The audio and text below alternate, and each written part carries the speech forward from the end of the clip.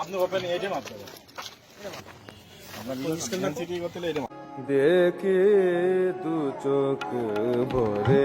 Carpeting এর এই layer থেকে আমরা ভিটামিন কন্টেন্ট এবং ডেনসিটি টেস্ট করতে চাই। ডেনসিটি টেস্ট করব। ডেনসিটি করতে যাচ্ছি এবং আমরা থিকনেস চেক করলাম।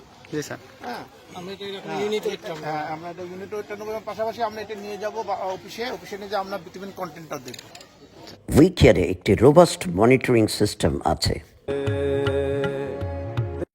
এটা আমাদের প্যাকেজ 7 এর একটা রাস্তা, যার কার্পেটিং আমাদের এটা কত চেঞ্জ হতে পারে, এটা 3900 চেঞ্জ থেকে আমরা স্যাম্পল কালেকশন করছি ফর ভিটামিন কন্টেন্ট, এবং এখানেই আমরা এটা ডেনসিটি দেখবো, ইউনিট ওয়েটটা আমরা দেখবো এবং ভিটামিন কন্টেন্ট থিকনেস দেখলাম। থিকনেস আমরা মাশাআল্লাহ বেশ ভালো পেয়েছি, প্রায় 50 এর মতো আমাদের 50 মিলি থিকনেস আছে, যদিও আমাদের স্পেসিফাইড থিকনেস 40 মিলি।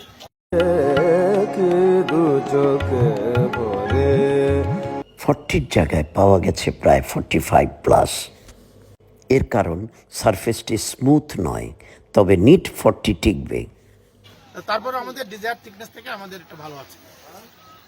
ধন্যবাদ স্যার। আর আমাদের আসলে এখানে ইউনিট ওয়েট 2250 থেকে 2400 কেজি পার মিটার কিউব পাওয়ার কথা, সেটা আছে কিনা আমরা এখন একটা ওয়েট নিয়ে আবার চেক করবো।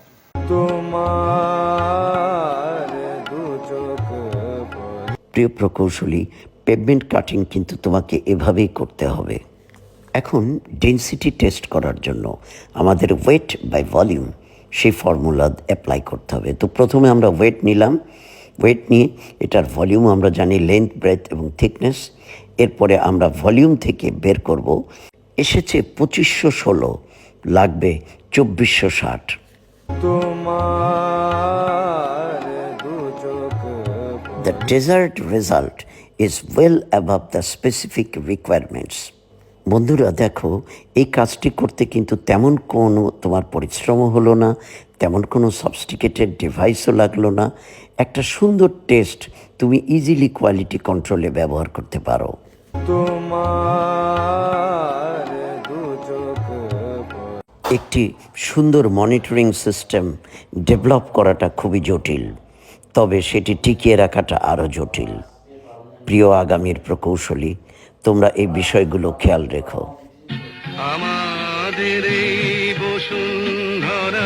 অচিরেই এই ধরনের গুড প্র্যাকটিস পাবনা এবং সিরাজগঞ্জ অঞ্চলেও ইন্ট্রোডিউস করা হবে। তার জন্য এক বিশেষ সভা আজ আহ্বান করা হয়েছে।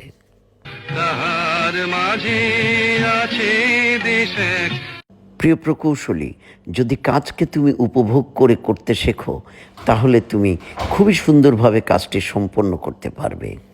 এখনকার মতো আসছি, আল্লাহ হাফেজ।